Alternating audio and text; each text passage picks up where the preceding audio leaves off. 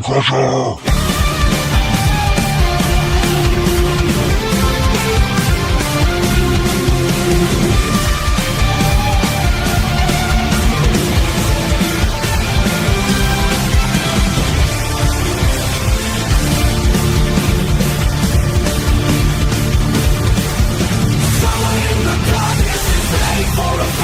He's trying to guide believers to what he truly thinks is right.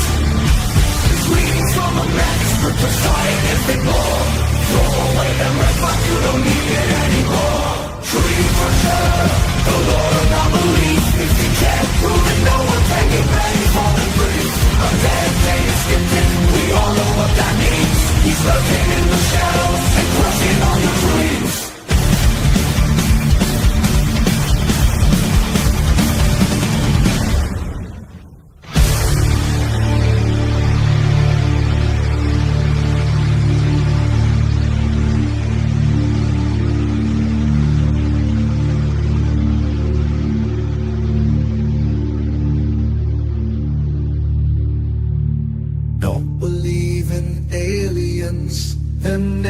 Going to land.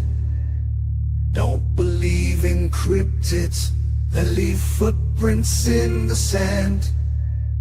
Don't believe in spirits appearing from the dead.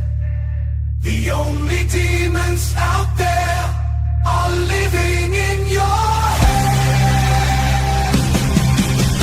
Dream Crusher, the Lord of non-belief. If you can't prove it, no one can get ready for the brief. A dead skeptic, we all know what that means. He's lurking in the shadows and crushing all your dreams. Dream Crusher, the Lord of non-belief. If you can't prove it, no one can get ready for the brief. A dead skeptic, we all know what that means.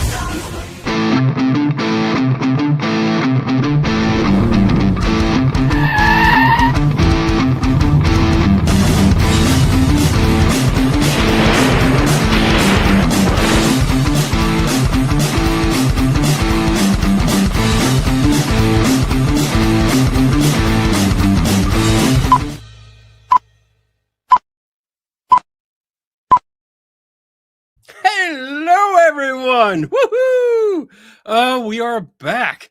Oh, I see some new people in the chat. This is great. This is good. Good to see everyone. It's Friday night. Donna is not here today. She is on vacation because, she's always on vacation. She is always gone. So in her place, I have Obscure Reference Man. Yay.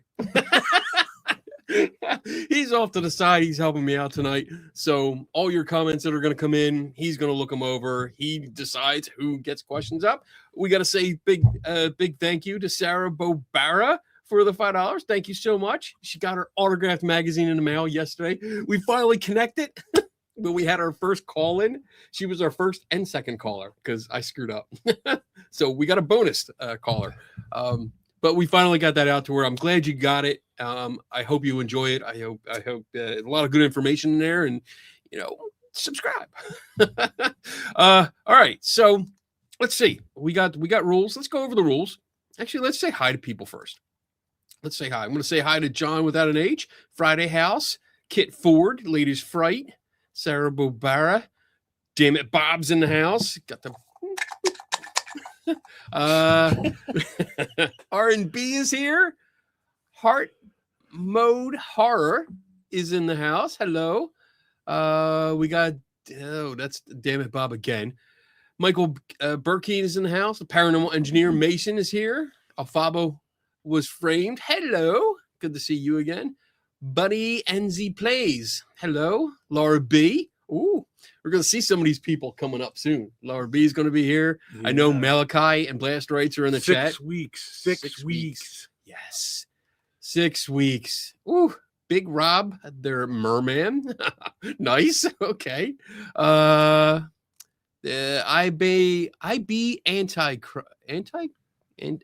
anarchist. Oh, I'm drinking. That person has been on before.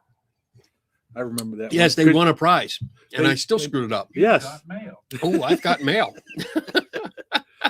I should turn Not that real off. mail, email. I need to turn that off. Kenny lost, like, nobody's sending him email right now. It's very dreadful.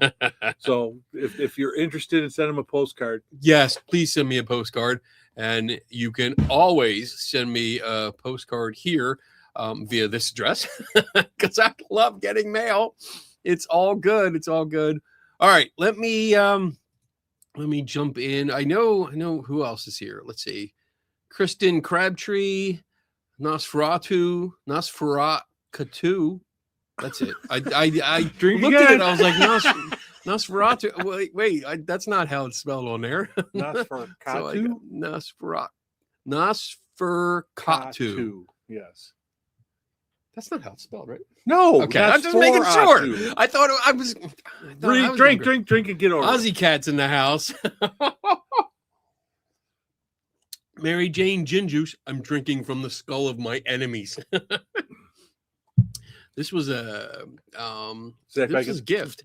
That was, I did call him Zach. Yeah. That was from Dr. Jim, I believe. Dr. Jim gave me that a long time ago. Dear Jane's in the house. There's lots of people. Kit Ford is here. I'm just trying to make sure. I know I'm going to miss people, but I apologize. Tamo Shanter. Tamo Shanter. Tamo That's Shanter. awesome. Great. Okay. All right. I think I'm going to jump ahead and jump new mug. So this is I'm seeing Decula. That's a cool name. Decula. I like that. Kraken. Yes, there is Kraken in here. Ghost Pepper. This was a gift a long time ago. Older gentleman, Dr. Jim, sent this to me, and it was a really nice guy. I haven't heard from him in a while, so I'm kind of worried. I did start looking him up. I got to send him a message and see if he's doing all right, because I just haven't heard from him, and he's up there. So, kind of like the age where you think I should check in on you every couple weeks. That's why you come in my office every day. That's right, man. All right, let's go over the rules. I got to find them first. Where are they? There they are. There, rules. Yes. Rule number 1 is that you are encouraged to ask questions. That's what the show is about. It's a learning show. Rule number 2 is if you do have questions, please do us a favor and put a capital Q in front of it in the chat. That way, tonight, Obscure Reference Man can pick them out of the other conversations going on there. And then some call me Tim. I do have you. Hold on a second. There we go. I do have you. I forgot I made those. That's Tim. He's got that whole costume too. With sharp pointed little teeth. Okay. Rule number 3 is that we don't know everything. Just keep that in mind when you ask questions. I might be able to answer it. Hopefully I can answer it or find you an answer, but sometimes I just don't have an answer, and I'm not going to make one up and pretend like I know, because that's what TV ghost hunters do. All right. Rule number 4 is we follow oh God, that screwed me up. The Patrick Swayze rule here, and that's be nice. They call him Sir Tim. So be nice in the chat room. You guys can discuss things. You can debate things. You can disagree. That's cool. Just don't devolve into name calling and being really mean, because right now Tim has the power to boot you, and once that happens, you're gone. We don't know how to get you back. And we won't really look. I won't do the evil laugh either. Yes, you will. What's even worse is that if we do boot you, you can still watch. You can't comment, but you can watch us make fun of you for getting booted, and you can't say anything to us. And then rule number 5 is drink up, have fun, participate, and learn. All right, there we go. Let's go put little Tim back up on the screen. There we go. All right. So before we get into any questions, I know it's one of them combination kind of shows where I'm going to recap some things that happened, and then we'll get into Q&A. So if you do have questions, feel free to put them in there. Tim is still looking, but I want to recap because, as you saw from the thumbnail, I was hanging out with Dawson Toller this weekend. Actually, he came up Monday, and we met at the Dunkirk Lighthouse. We didn't say anything. I know we made an announcement that we were going to, meet up and do something together, but we didn't say when and where, just because we didn't want anyone just showing up. I've had that happen before, and apparently he's had that happen before. So anyway, so we had a good time. We actually had a good time. We did not fight like you've seen before. I know that's probably a surprise. We came close, but not anywhere near what you usually see. We had the place to ourselves from like 6 p.m. to 1 a.m. And I mean, if you're looking for a cool place to go to hang out, I'll say this. I don't think it's haunted at all. I think some of the stories that we heard and were told probably embellished a little bit. I was able to debunk one of them, which that'll come out later.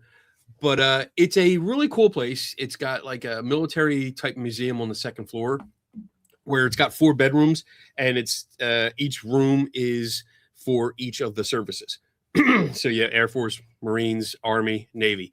And then in the hallway, you had some Vietnam stuff. They had a book with every listing of everyone that's on the Vietnam Wall Memorial, which was cool. I actually found my wife's uncle, he's on the wall. So I found him in the book. That's cool. Remember, we have the Buffalo Warship Museum downtown, the Buffalo, what do they call it exactly? Anyway, I heard from Shane the other day too, so that's really cool. Oh, cool. The guy who runs it. Cool. Yeah. We had some email contact. He's the archivist curator over there. So okay. We're talking about a couple things, but anyway, so Shane is the guy that you called and let us on the USS the Sullivan. The Sullivans, right? Yes, that's the ship that you guys investigated. Yeah. So it was really, really cool. But it's I definitely recommend going there if you're looking for a place to hang out and do a ghost hunt. It was only like $50 a person to go there, and the guy stays there. Nice gentleman that was there. He told us the story. He gave us. I think Dawson was caught off guard because he started giving us the tour around the place, and I was very enthusiastic about the history. I love the history. I love the way he was telling it, because you could tell like this guy, he's retired. He's a volunteer there, but you could tell he was passionate about it, which I love. That gets me excited about it. So I was like, oh, cool. Like, give me the history. Give me the history. To the point where Dawson's like, dude, it's like 2 hours of history. I'm like, this is part of it, Dawson. So we went through that. He finally said, okay, I'm going to go back in the gift shop, which is a separate building. And he just stayed there all night. I kind of felt bad because he was by himself in the gift shop and just waited. But we check the inventory. I bought some stuff. I did. Cool. I bought some postcards, and I bought a magnet for the fridge. Or actually, I think I bought a magnet for the file cabinet over there. But yeah, we looked. There was a story about a ghost playing ball, like rolling balls back and forth with a young girl that was an actress, because they filmed a movie there. If you want to know what the place looks like, or some of the place looks like, there is a film called Widow's Point. It's based on a book. It's on YouTube. You can get it for free. You can watch it for free. I watched it. It was terrible. It was definitely a B movie. And the acting was very, very bad. But on the flip side, it was interesting to see different places, because like they had the lighthouse. Actually, you know what? I'll show you a picture of it. They had, where am I? Dunkirk Lighthouse. There it is. I did post pictures online. Let me see. Oh, there it is. Okay. Open it up. Hold on. I wasn't prepared for this. My bad. All right. Share screen. Window. There. So that's what it looked like. So this is the lighthouse keeper's house. And then there is the lighthouse itself. We got to go up there. We were out on the balcony there. Really, really cool. Inside, like I said, these rooms up on the second floor were all devoted to military items people had donated over the years. They even had a Space Force uniform. Awesome. I know. I've never seen one. And I was like, oh, cool. It doesn't look spacey, but cool. Was it the helmet, the big helmet? it was no, it was a camo uniform, which I was like, oh, okay. Oh, that's cool. I know that they were producing them, just getting them ready and all that. It's really cool. Yeah. It was really neat. So we got in this, and they had also, I don't know if this will let me, will this let me? Oh yeah, it does. Well, I was measuring the floor with a spirit level. Beardo, if you're watching, this is how you do it. You need to do an instructional video for him. Let me see. I'm trying to see if I have other shots, because I thought I took more shots outside. Oh, well, I can show you this. Let me see, share screen again. So there used to be an assistant lighthouse keeper's house, which was right here.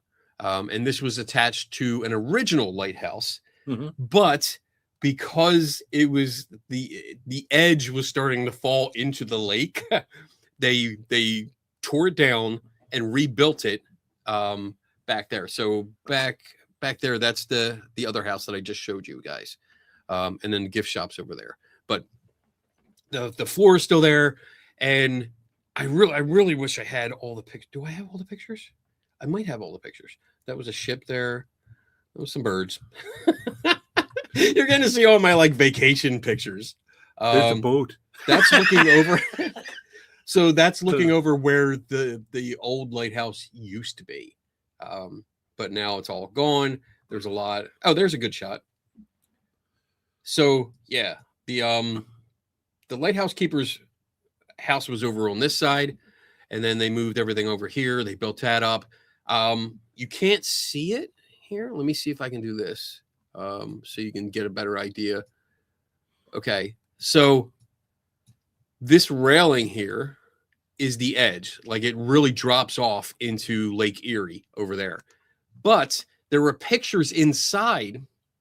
I just realized that you're covering me. They can't see me. The pictures inside show a road that used to be over here. So there were trees. There were a line of trees on the right side of the fence, and then there was a gravel road. Right. The lake erosion over there is really terrible. Bad. Yeah. Terrible. Because like they showed us the picture of it. And let's see if I can find it, because I did take a bunch of images. But oh wait, was it on there? Oh yeah, I think it is. I didn't go through all the pictures yet. That's why I'm like, you're looking at them now. I'm looking at them now. We're looking at them together because that's what we do. That's not it. That's not it. Oh, there it is. Oh, I thought that was the old one. That was one. So no, that's the. Oh, there's the road in front of it. Yeah, yeah. So there you go. This is the lighthouse, the lake keeper's house, and then where this fence is about where that fence, the modern fence is that I showed you, and it drops off right there. So this whole road here, this one, and it goes out for quite a bit, is just gone. It's all gone into the lake. Look at that. Oh, man, that's awesome. That was the assistant lighthouse keeper's inn. So pretty cool stuff. Oh, those are downspouts. Oh, from the top of the lighthouse. Right, like they did gargoyles for cathedrals. Yeah, sort of thing, so right? awesome. Yeah.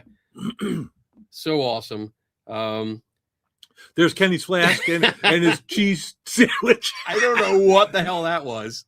I don't want to know. It's no. Oh, these are salaries. Oh, wow. Check this out. So 1841, the yearly salary was $450. Well, but how much of it was that you got to live there too, and you had stipends for other things, so you just what I mean. There was that was it. He went over it and said that they were allowed to live there, so you had to make sure you did a good job, because they literally could come in here. If you weren't doing a good job, they could fire you and you would be homeless. But you lived there. They got any repairs that had to be done to the house, any materials was paid for by the state. You also, I want to marry Leia. They also had like animals. It was a farm too, so they had animals, chickens, cows, all that. They had a vegetable garden, stuff like that. So they grew a lot of their own food, but they had to make ends meet, because like, even let's see, in 1885, I'm trying to look to see keeper. I'm looking at the latest dates. So the latest date that they had on that list was 1902 to 1904, and it was still $450 a year. So, yeah, wow, holy shit. Yeah, that was like 60 years, and they didn't get a raise. But wait, I'm wrong. That was the assistant. The regular light keeper did get a raise. Did get $560, so we got a little bit more. Cool. Yeah. So anyway, so yeah, we had a good time. We did look around, and like I said, we did debunk one of the claims, which I don't want to go into too much, because I want to save it for when we do something. But was there a claim about a lady in white there? There's always a claim. So no.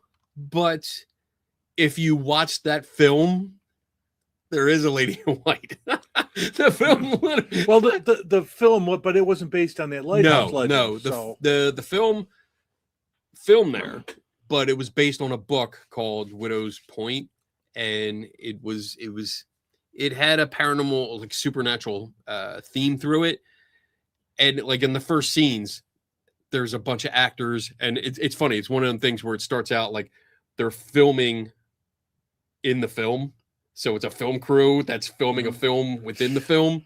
And the acting is so forced. It's so, I actually thought like, this is a joke, right? Like, this is a joke. Yeah. It's so bad, because there is a lady in white standing in the field behind everyone, and nobody's addressing her. And I'm like, all right, I guess that's the ghost. Okay. I think that's the ghost. I thought it was Mrs. Clean. It's pretty it's interesting. So I didn't find any ghosties. Question: did your shoelaces mysteriously come untied at any time while in the keeper's house? And did you buy any souvenirs from the gift shop? So I did buy some souvenirs. I bought 3. Do I have it here? I don't know. Do I have it? No. Let me see. Is that it? No, that's not it. No. I do have a file where I bought postcards, because that's one of the things that I like doing. I buy postcards and send them out to certain people. And I bought a magnet, and that's about it. The other stuff they had was like not really stuff that I'm into, so I didn't bother. My shoelaces did not come untied at any point. The most interesting thing that happened was that we were down in the basement. I was tagging along with Dawson, who was doing his ghost hunting thing with his ghost hunting gadgets. And as we're talking, we hear like a boom, and it sounded like the front door. And we both were like, yeah, that sounded like the front door. And where we were in the basement, we were right below it, like literally right below it. Okay, great. We went upstairs. The door's open. And this is when we had our first little disagreement, because he's like, oh, he went outside for something. He's like, I know I closed that door. And it's one of them where you can't just push it closed. It's an older door. You have to turn the knob and make sure it clicks. And even when you push it in, it's still stiff. So I don't know. I wasn't there when he came in. I don't know whether he closed it and it latched or not. So made that clear. And I also said, the door's open. It's windy as hell. Like, it was so windy. Yeah. I don't think any of our footage, you can't hear any wind, because it was just so windy the entire time.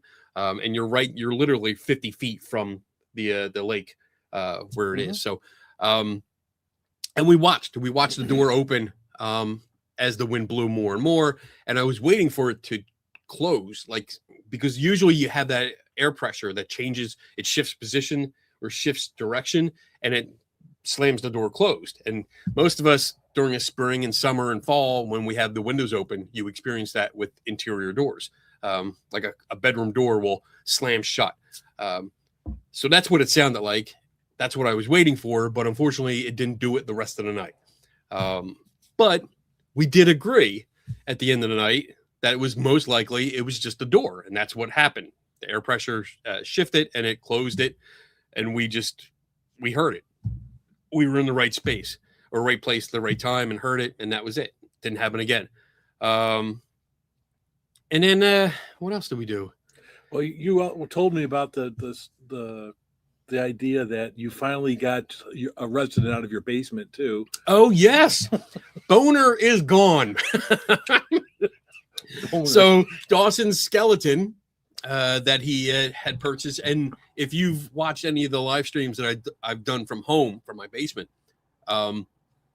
there was the skeleton sitting in the rocking chair way in the back, which I named Boner, which Dawson was not happy about. He didn't like that part. But I was like, it's Boner. It's in my house, and I shall call him Boner. So I thought it was a female. Or he thinks it's a female. You thought does he? Didn't you say something about an old woman skeleton or something when you were talking to me about it earlier? Oh, I don't know. No, because it's not a real skeleton. So I know that, but I mean, it didn't have the hips. Oh, okay. So well, yes, okay. Usually I look for that. Yep. I look for Kenny that. looks at skeleton hips for that's my medical training. Yeah. I look for that. I shall call you Boner. Okay.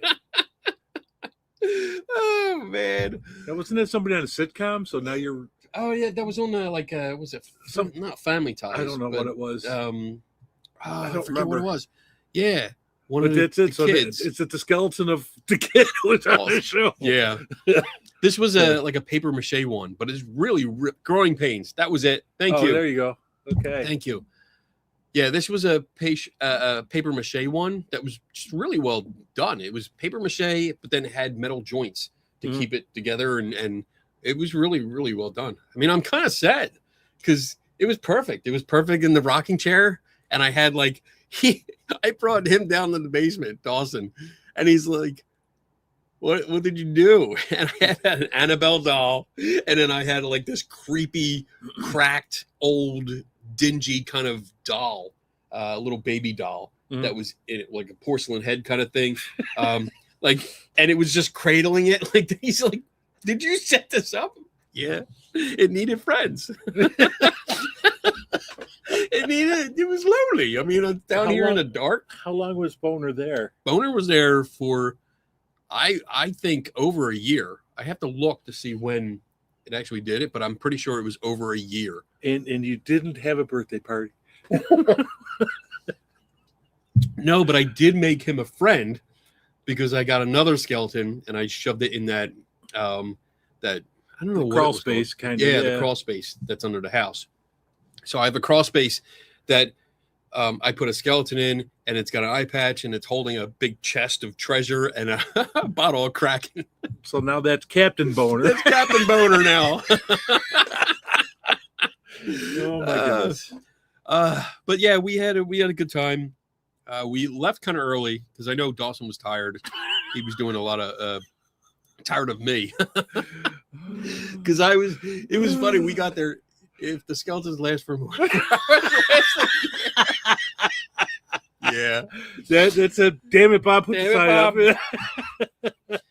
Oh my goodness. We it was funny because he was like, "Oh yeah, we'll do like, I'll film for an hour, you can film for an hour, I'll film for an hour, you can film for an hour," this kind of thing. And I was like, dude, I really only need like 20 minutes, you know, and it doesn't, because there's not really any testable claims there. Right. There's two, and one involved a small like a rubber ball You know those old rubber balls that have like a swirl of colors around them and stuff? Like a Super Ball? Yeah, something like that, just a little bit bigger.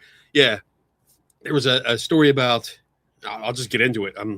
Like a young actress, there were two young kids on the film set for The Widow's Point, and one of them allegedly said that the ghost in the house was poking her and like wouldn't stop pulling her hair or something like that. So the volunteer that was there with us, the older man, they call him Lighthouse Dave. So Lighthouse Dave said that he came over and talked to her and said, oh, well, they're just trying to play. You know, they want to play because they're kids. And here, why don't you take this little ball and you can roll it across the floor and see if they roll it back to you. And she rolled it. And of course, it came back to her. And then she was having fun with that. And Lighthouse Dave left. He came back later.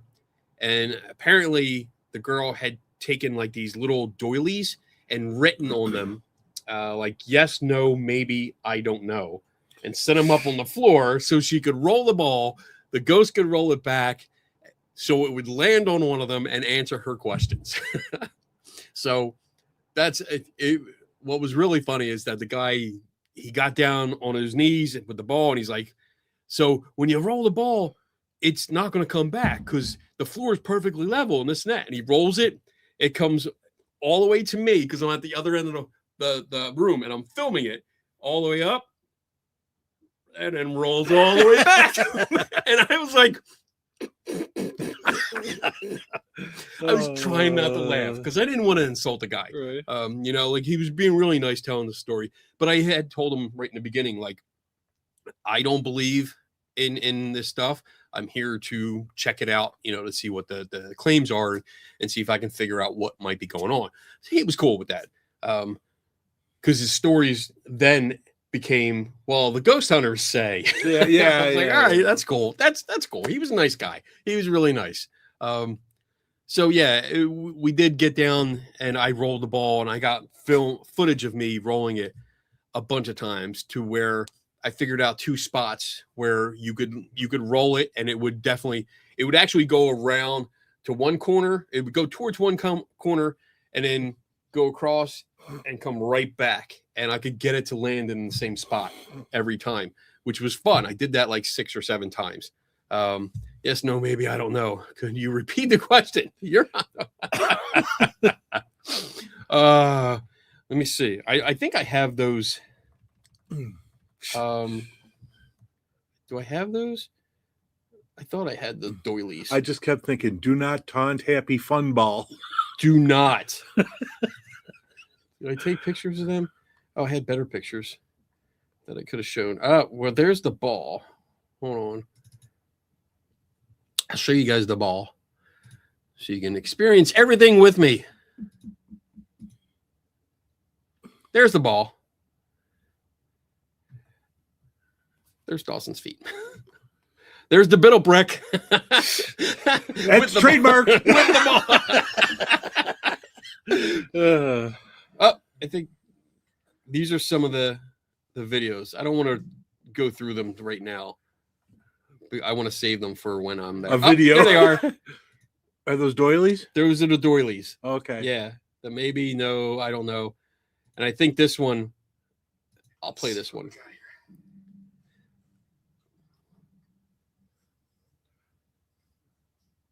Just like Olympic curling. Wow. No. It's fast.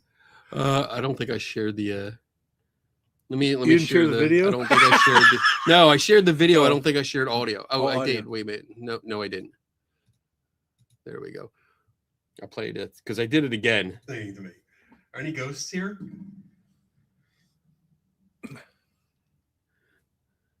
And Dawson's over there like, fuck. Maybe that lighthouse is falling in the sea too. No. I'm just thinking if the floor's that tilted, maybe you know. I think the results are in your favor. He admitted it on camera, though. He That's was good. Yeah. He was really good. Yeah. I mean, I did have fun because I did, like I said, I did that. I have 6 or 7 clips of that. Besides that one, just doing the same thing, rolling it and coming back, rolling it and coming back. You're on a roll there, Kenny. Oh, here comes the jokes. Here comes the jokes. This is a good one. If heavy football begins to smoke, get away immediately. Seek shelter and cover head. Oh, that was one of my favorite SNL skits of all time. Oh man. So yeah, it was we did that, and then there was another claim about a dumbwaiter, which like I know what a dumbwaiter is supposed to be. It wasn't what I expected. It was actually just it was a pretty small opening where they would have a bucket on a rope so that people on the ground floor, you put stuff in the bucket and they pull it up. Well, it's the principle of it, but it Right. wasn't quite a dumbwaiter, right? Right. Yeah. So I'm going to show you guys so that was the hole at the bottom, only about 10 inches wide. And there was a story about a Native American that was visiting, and that he wanted to get in there. For some reason, he wanted to get in there, and he crawled in, which I don't know how he did, because this is caution. Spiral staircase is done. Very fancy. There's not sign. a lot of room in there. I don't know if no, I'm trying to see. I mean, when you look into this picture, like right there is a wall, and then over here is a wall, and it comes to a point. It's only like, I think it was like 30 Maybe inches. like 2.5 feet. Yeah. It wasn't that far Wow. in, and I mean, it was just a little triangle. So what did they use a dumbwaiter for? Just for like food from the kitchen for somebody up at top? Yes. Okay. Yeah, it was just putting stuff in the bucket and then pulling it up. But apparently, this guy got in there. He cleaned out some stuff, got in there, and the old guy told us, Lighthouse Dave told us, he was in there where only his like knees and below were sticking out. And I was like, unless he shimmied himself so he was actually sitting in there, there's no way. There's not enough room. But apparently he said that the ball that I showed you belonged to that guy. And when he was in there, he heard somebody walk up, and he reached out. For some reason, he just reached out and said, "Here, take this," and handed somebody the ball. Somebody walked off with the ball. And then later on, he showed up. The Native American guy showed up and said, "Okay, where's the ball?" And nobody knew what he was talking about.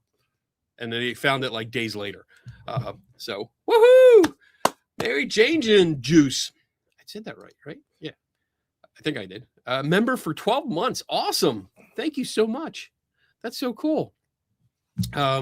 So yeah, he went in there with the ball. I don't know why. I'm not sure why. I have to go back on the footage and just look. But it was just a strange story. And I'm looking at it. That's why I measured it, because I'm like, there's not a lot of room. Like I don't know what you're going for here. I'm trying to see, because I know I had other pictures of that.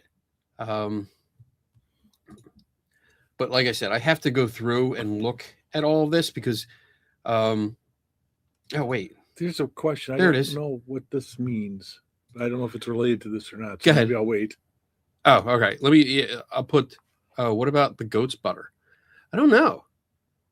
Goat's I have no idea. Is that related to conversations going on? Or I'm not sure what that means. I thought there was something related to goat's butter. It's part of the mystery. I'm not sure. Goat's butter went up in the dumbwaiter or something. I don't know. Okay. So that's a view with a light shining on. So that was looking up. Right. I stuck my camera in there. But yeah, there wasn't much room at all in there. I know at one point I did take a measurement. Oh, Juliet, a member for 14 months. Holy crap. Where's the time go? So yeah, that was, we went through all that. We kind of went upstairs, and we went upstairs. We found, what did we find? What are you laughing at? He's got this like wheezing giggle. You want to go goat's butter? What's the goat's butter about? Explain that, please. Oh, wait, goat's butter is like Ghostbusters, but people find it in the store and keep putting signs next to it. Who are you going to call? Okay. All right, I get it. That's funny. Now that I get it, it's funny. There you go. I like that. Okay. Oh, I'm gonna have to try that now. Now you're gonna make up cards for it. I'm Aren't gonna you? do that. What did we do? There was a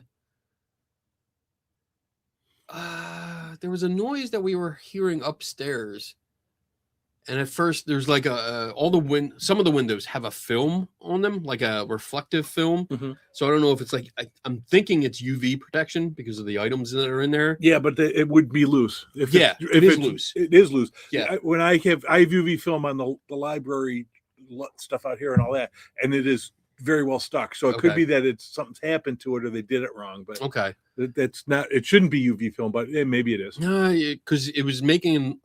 Well, I was tapping it and it was making a noise, and we thought it was that, but we did. Oh my gosh! I mean, we used to put plastic on the windows for air sealing too, so maybe they did that too. I mean, the place was pretty sealed up. I mean, it wasn't bad. I wasn't feeling any drafts anywhere, except for the front door that we left open throughout the night because we wanted to see if it would close again on its own. But no, nothing really happened. Dawson went off for like 20 minutes or so himself in the lighthouse. So he went up, and it was funny because he's in the tower, and I think he's almost at the top, if not at the top. And I'm in the house in the kitchen, and I could hear him talking. And I think that's because mostly the echo of being up there. I will tell you, it was fun because with all the wind, and we were getting, I think steady winds were like around 23 miles an hour. And then there were gusts up to like 35 to 40. And I went up into the tower and I opened the doors to go out on the balcony. And I'm standing there going, it sounds bad, but it doesn't feel bad. Like the doors aren't getting away from me, big, heavy doors and stuff. And then I took a step out and I was like, oh shit. Oh shit. I am not afraid of heights, but I was holding on. And then I'm like, oh, this is a perfect time to take a selfie. and I had a death grip. I was like holding my phone like this. Okay, all right, here we go. We're doing it. Did the front door align well enough to like get a tunnel thing for the airflow? It did not. No, it didn't. It didn't, because I opened the doors up, and I think because the wind wasn't actually like blowing, it was blowing across. Right. And when I opened the doors, they opened out and kind of like this. Okay. So yeah, the wind was going left to right. Right. I just didn't know if that could have been his thumb too. I was hoping. Yeah. But I think earlier in the night when it started, it was more erratic. But I wasn't. We didn't have a camera set up. I didn't have anything set up like that. I wasn't really expecting to do much of anything like that. But we kind of packed up, and then we came back here. We came back to my house. He crashed. Like he was out. He was out cold. And then the next day we came over here and I gave him a tour of the whole facility. Walked around. He met several people. He met Tim. He met Eric behind the wall. A couple of people. And then we went and had lunch. And then Tuesday night, that's when we got into our little fight. So we were talking about this thing. We started talking about the infrasound, or not infrasound. That's on my mind. I just read a paper about it. The ultrasonic sensor in the front. And he had a misunderstanding of how it worked. And so we were going back and forth, and he was convinced he knew how it worked and we actually went back and forth on it. And I was feeling myself starting to lose my patience, but kept my calm, and we worked it out. And I was able to get through, and to his credit, like he was asking for a lot of information. At first he was challenging the idea of it, and we were going off the manufacturer specs and instructions. At first he was challenging that, and then he was asking a lot of questions, which is good. That's, even though it was still a tense conversation, it was good because he shifted from just standoffish, I'm not listening to you, to, okay, what about this? He was trying to understand, and then eventually he's like, yeah, okay, I was wrong. I didn't understand that, so now I understand it a little better. So productive, got through to him, took a lot. I almost kicked him out. I was ready. I was like, get the fuck out of my house. But you didn't. But I That's didn't. nice. No. Asking questions is great. I have questions about those sensors. Got to study up. It was definitely interesting. We had a good conversation. And again, like, I think Dawson's a really good kid at heart. I'm going to say kid because he still looks like a kid to me. I think he's got a good heart. I'm pouring myself another drink. Yeah. Sure. Because I lost my the big shiny cup that I usually have from Vegas. Yeah. It started like coming apart. Like not only did the shiny Las Vegas strip stuff come off, but then the plastic started stripping. It started stripping, and I was like, oh, I took a drink the one day, and I was like, it's like little slivers of plastic. I'm like, all the APBs now are in your body. There's my microplastics, or PBAs or whatever they are. Yeah. So tossed it into the trash, and I was like, all right, let's get Zach out. I'll bring Zach over, and we'll continue. So, and then that's pretty much it. I mean, he stayed Tuesday night into Wednesday, and then we chatted a little. He slept in Wednesday. No, he was beat. He was so beat. And then he took off. I know he went to the Hinsdale house on Wednesday, and he did that alone. I didn't go with him on that.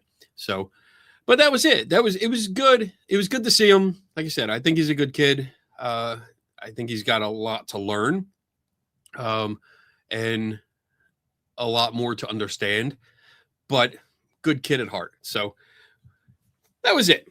That's all I got to say about that. Unless you guys have questions.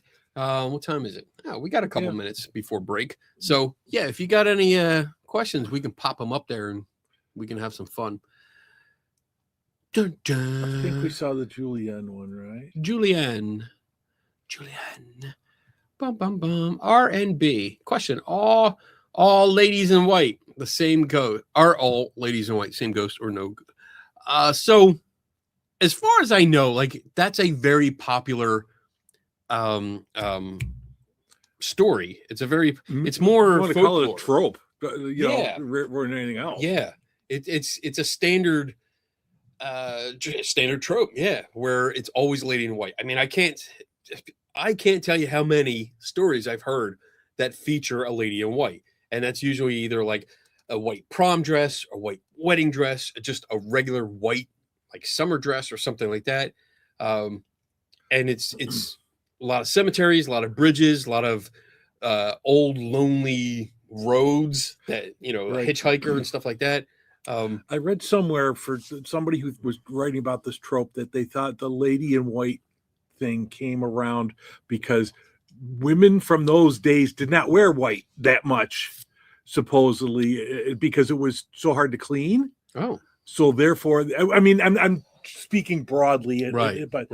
And so therefore, if you saw a woman in white but dressed as something in those times, Right. it is an unnatural occurrence, so it stuck out in your mind more. Okay. All right. Now, I don't know if that's you know what I'm saying. It isn't Right. I mean, that's when I hear about that. As soon as somebody says, "Oh, there was a lady in white," yeah, I admit freely that I do an eye roll, whether it's externally or internally. I roll my eyes because I'm like, oh, great, here we go. And then usually it's the same kind of story. They were at a prom or some kind of event, and they had to walk home for some reason. They never made it home because of an accident, and then you see them. So yeah, I actually wrote about one in the ghost story book that I published years and years and years and years ago. There was a lady white at a cemetery, I think in Allentown area, Pennsylvania, that was associated with the cemetery. And I wrote about that. And I was like, I didn't want to write it, but I needed the story to fill in for the thing. So I was like, all right, I'll put it in there. So I don't wear white at all. Well, I mean, accents, but I don't wear white. You never see Kenny in white. There won't be one of those. All right, what else we got? Do you think it's fair to say something is or isn't haunted when you go to a place 1 or 2 times? I think based on the evidence that I collected, yeah, I can make a conclusion that I don't think it's haunted. And it's really the same way that other people will do it, saying it is haunted. So yeah, I mean, I usually go and look at the specific claims. I don't give in to the hype. I don't do the talking to the walls, ghost hunting stuff, but I'm looking for what claims are testable, what are not. And I'm spending the night there just like other people do. I mean, so many of these ghost hunters go to a place for one night. And I mean, when you look at the lead up, many times they're not even there yet.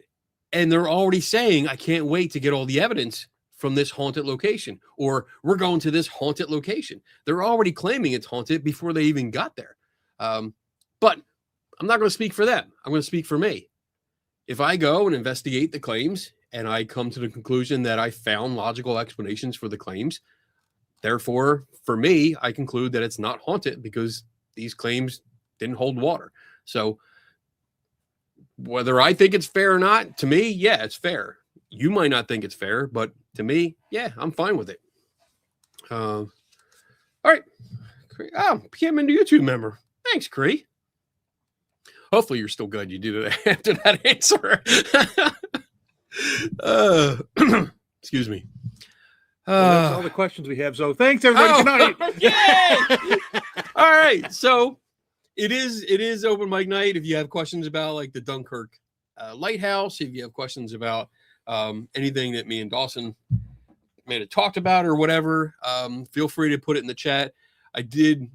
I realized, like, after seeing like Joe's comment real early before the show started, that he might have gotten the impression that Dawson was going to join me tonight. But I know I didn't actually reach out to see if he wanted to come on, because I know he was heading home. He was getting home yesterday or today. Yesterday. Yeah. And I know he was really, really beat. So I wasn't going to bother him and try to get him to come on. Big news. We sold out. It's CyCon 2026.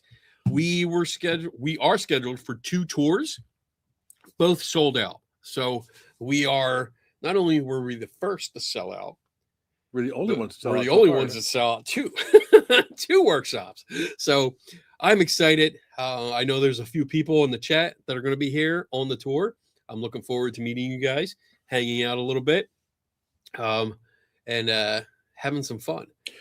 One of the things I wanted to bring up too, because it's very limited the amount of people we can bring in during the conference, because we only can carry 2 busloads of people over. Right. But there's going to be people who might be coming into town for the rest of the year who are listeners. Don't feel you can't come here and say, hey, let's take a look at this. We want to meet Kenny. We want to do all this. We want to show this off. So, contact us. I mean, you're more likely to contact him than me, but still.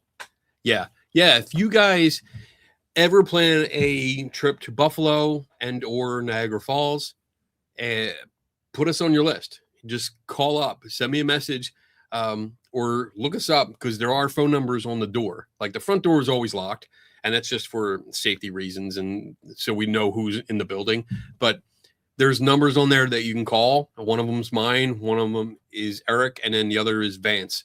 You just call it and come on in and ask for me, or just say, hey, I'm in the area and I want a tour. We've had that done a lot. There's quite a few times either Eric or Vance will come in and poke their head in the door and be like, hey, there's somebody here. Would you mind doing a tour? And I was like, yeah, drop everything. Let's go. I've done that for years because Yeah. people just used to drop in and, oh, I don't know much about you guys. And then we give them a tour. Then you either see them a lot Yeah. or you never see them Yeah, again. we scare the shit out of them. Like, That's holy kinda funny. crap. Picky's Art and Music, thank you for the $5. I always enjoy your live streams, Ken. Oh, I always enjoy having you in the comments. I did last weekend I did like 2 lives. I think I did a members only and I did a public one, and I was just crafting. I was making bookmarkers for people that are coming to SciCon this year, like you guys that are coming to here. So You've got a goodie bag coming. He's loading it up. I got a goodie bag for you guys. I can't wait. I'm so excited. Plus, then I haven't used the laser machine in a while, so I got carried away and I just started, like, all the tools that I've gotten over the last year. I just started engraving everything.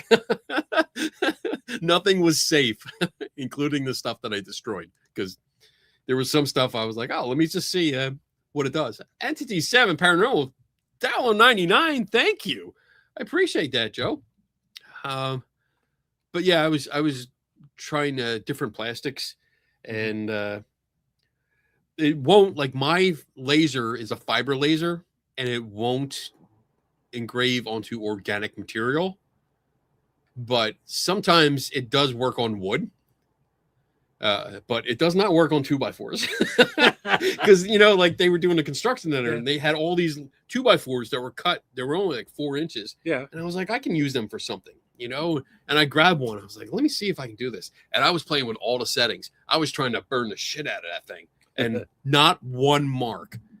Like, it's so weird. It will cut through steel. And then if I put my finger under it, it will burn. But it wasn't doing anything to the wood, like nothing. And that's weird, considering like you have wood burners and things like that, but that wasn't doing it. That's kind of weird. One of these days, I really have to look it up and say, why, what's going on here. All right. So we got that. Hold on, we got Tim's trying to he's still getting used to it because he hasn't done it in a while. So he's doing good. He's doing good though. Paranormal Engineer. How do I get my girlfriend to watch my videos? You can't. She only watches them if it's got to help her if Kenny is in them. Well, first and foremost, your girlfriend is extremely intelligent and has great taste. But second, or she has some problems. Now, why? Maybe I'm not she going likes there. Weird people. I don't know. Well, yeah. Is she watching now? Hi. Hi, Mason's girlfriend. Hey, are you coming to Buffalo? Are you coming to Buffalo? Leave Mason at home. We don't need him. You come up and visit. Well, if you have Kenny on your show, he'll watch. To be honest, right? She'll watch. Oh, she is watching. Great. No. My wife, the only reason she watches this show is because she's usually sitting over there during it. Otherwise, she doesn't watch my videos. So the stuff that I put out for CSI, she doesn't watch them. She knows about them because, like, when I come home and we're having dinner, I talk about it. She asked me how my workday was and what I did, and I tell her. So she's aware of all the stuff and all the research that I do, but she does not watch them. Unless, like, the last couple times when I've done the premiere thing. Right. So I'm sitting when at home. You're live. And you're live and talking about it at the same time. Right? Yeah. So it's usually up on the TV, and I'm just on my laptop, answering questions. Did she watch your psychic test? Because she was on that one too. She did not. No. Yeah. And again, like, she knows about it because I talked about it, and then she was part of it. Right. But otherwise, no, she won't watch it. And it's not like it's just not her thing. So yeah, my wife doesn't read my articles or anything else either. It's just, I don't know why, she just doesn't, never has. I think it's one of the things, like, when if you watched all the trailers and the videos about the upcoming movie and everything, by the time you see the movie, you're like, I know everything that's going on, and it kind of takes the thrill out of it. Right. I think that's what it is. Like, she knows. I talk to her when I come home for lunch. I talk to her at dinner. if I find something and I usually go home and I'm like, hey, I found this awesome thing. This is like awesome. I'm going to just screws them up the ass. Yeah. Like I'm excited about it. And I tell her, so she knows all about it. So there's really no need for her to watch the videos. No, on ours, my wife is interested in what we do here, but not enough to read about it. And I don't go to her and say, "Oh, I wrote an Instagram." Right. We don't talk about the specifics. I just give her generalities, and Right. and she's part of it is we just have different interests there. I'm an introvert, very quiet usually, and she's an extrovert, so she does all the talking at home, and it's fine. She talked about her job. She used to work for hospice, and she would talk about her patients and things like that. So that's how it worked. It's all good. I mean, and I don't mind. It doesn't bother me that she doesn't watch it. Yeah, because this is my thing. Well, there's certain articles I'd like her to read about because she was involved some way too. But just to see if it played out the way she wanted. But anyway, so it's all good. Well, so it's 9:02. Okay. So let's go to commercial break. We do have one more question, so let's save it for afterwards. Right, that's what I thought. And then anybody has questions or excuse me, has a topic we want to talk about, so throw it in there. We're gonna take our break. There's one. I just see a new question right there. We'll do it right after. We'll say special hi to Mason's girlfriend again. But we're gonna go to break, and I will see you back here in 4 minutes and 9 seconds from now.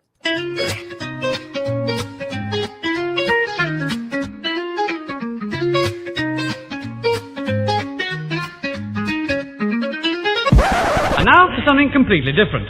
Welcome, my fellow skeptics. Welcome, one and all.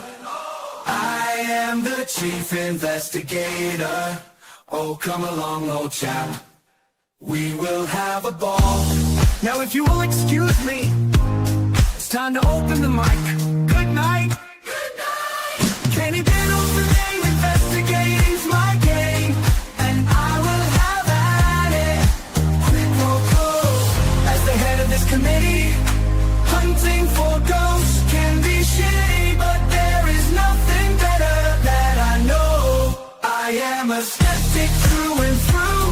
I question everything, don't you?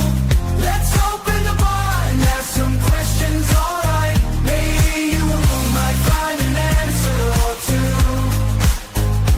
I will find the truth this night and day, and if my name is not Kenny Biddle, then I assure you here I will not stay. Good day.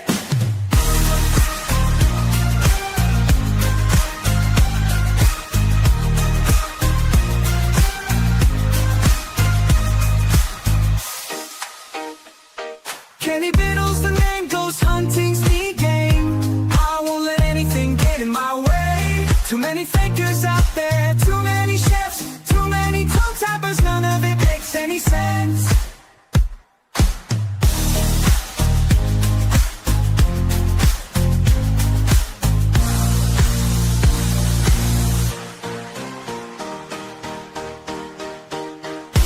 I am a skeptic through and through. I question everything, don't you?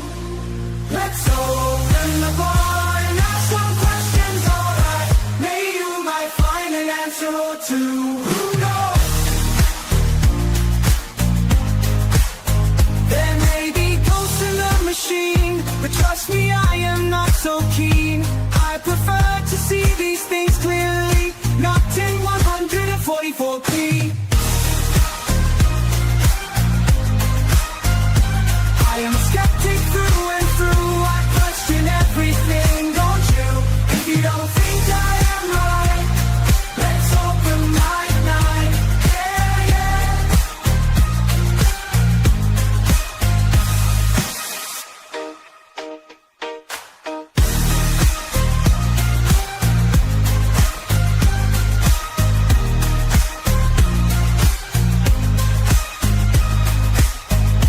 I am a skeptic through and through. I question everything, don't you? If you don't think I am right, let's open mic night. Yeah.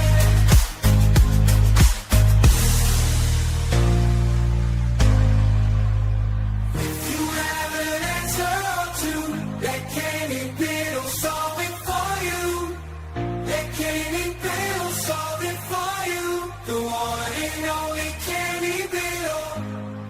Kenny Biddle, Kenny Biddle.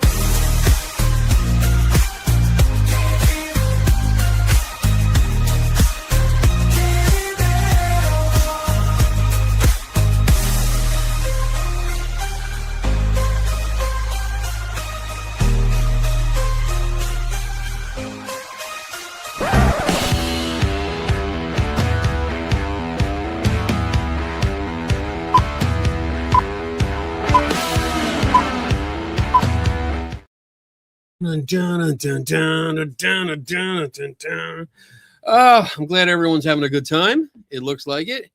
Talking about it, and I see that Mason's girlfriend is now planning a trip to Buffalo. Yes,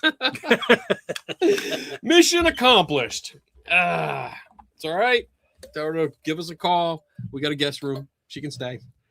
And, Mason and you Kenny stay at the will hotel. let her take a picture behind his desk. Ooh, yeah.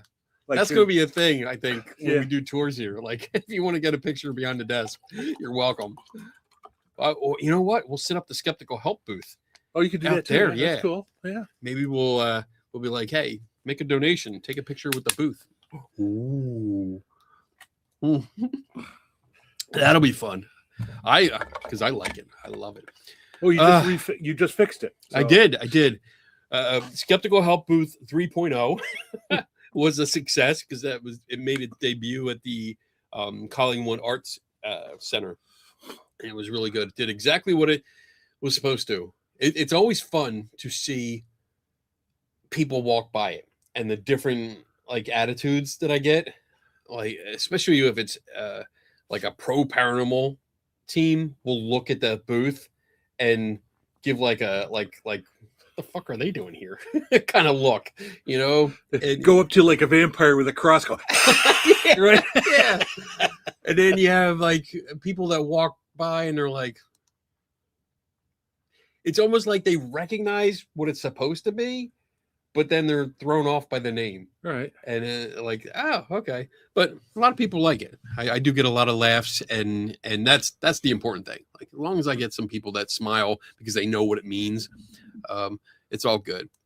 All right, Duff's or Anchor Bar for wings. I am going to pass this off to Tim because I don't do wings, and I don't do buffalo anything.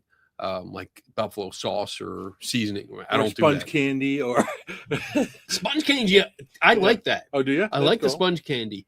It's weird, but I like it. And it's different, and not It's many different. people know of it because it doesn't transport well, according to what they said. You have it, and then the middle kind of melts a little bit if it's out of Yeah, out of it it's for weird. too long. When so. you come to Buffalo, yeah, you have to try the sponge candy. It's good. It's good. I'm not allowed to buy any more because I eat it all. Anyway, yeah, but for wings, I prefer Duff's over Anchor Bar. Main reason for that is I like the wings to be slightly crispy and not just covered in sauce. You know, some of them you want kind of like the sauce to be into the skin a little bit, and that's my favorite way of having them. So that's the kind I like, but you know, that's personal preference. The best place for wings ever was Rudy's Pump Room, which I used to play softball years ago for, and they're now out of business because I think we ate all the wings they could ever get. So, but anyway, that was fun, and they had the best ones. They were just right cooked, right seasonings. You know, you could have suicide wings back in those days too, which I haven't for years. But anyway. All right. That would be my recommendation. They're nothing like the ones you see at like Buffalo Wingstop or Wing Nuts or any of those other places. If you get these are really good wings. So Good. okay. Good. Oh, look at that. Put that. Yeah. King in Yellow. Hello. Member for 11 months. Hope you are doing well, Kenny. And the best. Oh my. I don't know if I deleted it already. Hold on. I recently sent, I sent this to Seg. Indiana Jones action figure that I found. I was like, hey, look, they got a Tomb Raider here. they misnamed it though. I don't know what this this guy is.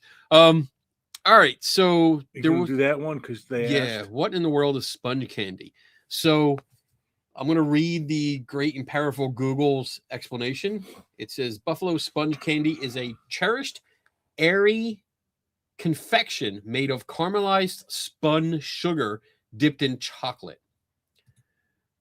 And if you want to know what it looks like, I'll share a image here. I feel it's more complicated to share the screen. It used to be so easy. Yeah, no, but there's air holes in it that are like, and when you put it that sugar, that coating in there, it melts in your mouth. That inside, it's good, and it is really good. And the chocolate usually on the outside is really thick too. Yeah, and you can get in milk chocolate and dark chocolate, and they have orange chocolate, and they have a whole bunch of different of flavors of the chocolate. The inside is pretty much standard, and kind of is like, I want to say it's like, I don't know what flavor you call it. You know, it's kind of just I don't know. It melts and it's like toffee or butterscotchy or toffee-ish or something like that. So it doesn't really say what varieties. Typically available: milk chocolate, dark chocolate, and orange flavored. Generally made in small batches within copper kettles. Due to the delicate nature of the candy, it is often produced and shipped in colder weather to prevent melting. So yeah, if you guys come here, maybe that's what I'll do. I'll get a couple boxes. That could be in the goodie bag. Yeah, there you go. Yeah, they have like 4-piece boxes. Yeah, 4-piece boxes. Yeah. And the place over at World's Park that they sell them like that. Yeah. Where is that Buffalo or is that? I don't know if it's Watson's or Condrell's or one of those candy companies. Yeah. But that's the World's building is world famous for the fact they used to make organs, and that was in North Tonawanda. So that's not too far away from here. Again, Mr. Buffalo knows this guy. Now you know why we call him obscure reference man. But then they also made that building where they used to make organs. There's actually still one in North Tonawanda called the Mighty Wurlitzer Organ. But anyway, they now have a bunch of different shops in there, and one of them is this candy maker. There's an ice cream shop in there. Oh, that's cool. Pizzeria. Yeah. They do have outdoor concerts outside there and stuff right by there. But the candy store in there does sell a whole bunch of different kinds of that sponge candy. So yeah, maybe that will be in the goodie bag for those of you that are visiting us in June. Ooh, right. All right. For the next one? Yeah. Would you rather, have Zach Baggins as a co-host from now on? No. Never get to eat burgers again. I will never eat burgers again. I would not have him as a co-host. I wouldn't mind him coming on once. I think that would be extremely entertaining for all of us if he came on for just one night. Just one night. Yeah. Be like, damn it. Let's ask you some questions and let's see what you say. I did I was still messing with this, and I just got rid of the start question before I got rid of the. Oh no! So do you now remember I had to go in said? and do that. I know it just like pain in the butt. Okay. That's all. All right. Okay. We're ready. No. Go to. Let's. You know what? Let's. I don't know. I know somebody asked. There was a question about the wheel. Oh, I didn't see when that. I do this kind of stuff, you have to look at the screen because it makes sense when you're looking at the screen. That screen. Oh yeah, there it is. Okay, pointing right there. There we go. Spin the wheel. Let's do. Let me open the giveaway tool here. What's Tim? You pick the word. What should sponge? Sponge. SP. So hashtag SPONGE. Sponge. Start collecting now. All right. What's that for? A so spin or a what? A spin. Yes. Okay. A spin. This will be for a spin. So there you go. Laura B's got it. Sponge. Oh, it's growing. I like seeing the numbers grow. There's 68 people that are watching. I see all of you. And I do want to say this has really been, ever since you fixed the problem with the chat, it's been really working. It's been really good. Well. Yeah. We don't know the reason why particularly, except they said it was slow at their site.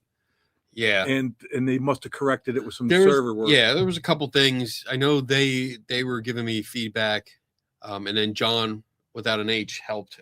He let me go into certain places. He guided me through and we were able to clear out some stuff. So it worked. and yeah, haven't had any trouble since. So. Yeah, because I remember they said something to the effect that the servers themselves were prioritizing the chat there, which was kind of weird, but if you're paying for it, hey, you should get it. Right. It's been turning out pretty well lately. So we're up to 23. Thanks, John without an H, if you're around. I'm looking for like 30-ish. There's 67 of you. So all you lurkers out there, this is a chance to win something up there. Something. And don't forget to like too. Yeah. Don't forget like and subscribe if you're not already. But yeah, it only works once. So if you put in #sponge, that's it. If you do it like 2 or 3 more times, it's not going to come up. But 25, we're at 25. Oh, let me share the screen because why not? Let's see. Is it window or let's do the window. Here we go. I gotta move me. I don't like that I'm not that you are covering me up now. Well, you should probably have one on each side, like down on the one side, I and wonder you on if the I other can side during edit these this. windows. Oh, I can edit this live. Look at this. Oh wait, no, you know what? Maybe I can cancel edit. Maybe I'll do it this other way. There we go. I keep forgetting that I have other formats at the bottom. Yeah, they did some updates, so they did updates. I figured out how to pop out the chat window, which really didn't do much for me. Basically, move it from one side to the other when it pops out the chat. So if you guys are you guys are watching it differently. So like I have this whole screen in front of me, and then on the right side, it's the whole right side is the chat. And when you pop it out, it creates a new window that's just the chat, but the old chat is still there. It doesn't like expand everything else. So I was hoping that's what it would do to give me some more room. Oh, 30. There you We're go. There. Okay. All right. You ready? You want to see who wins? Let's see. Let me, can I do this better? Let's do this full screen. Just have you on there. And here we go. Dun, dun, dun, dun. Dun, dun, dun, dun. You need music for this. Dun, dun, dun. I know I do. Steal the Jeopardy music. Dun, dun, dun, dun, dun. Andy 25 Brown. Ooh, that's a new one. Let's see. Andy 25 Brown. All right. So, Andy, I'm going to spin the wheel for you. And what you need to do is, oh, wait. No, I'm little. That's a problem. You need to send Kenny your address. Email me your address so I can send you whatever prize that you're going to win. So here we go. Let me see. Is that right? Yeah. Let me get this over here so there's no glare. I think that works. Yeah. No whammies. No whammies. No whammy, no. Well, no baggins, no baggins, no baggins. Let's see.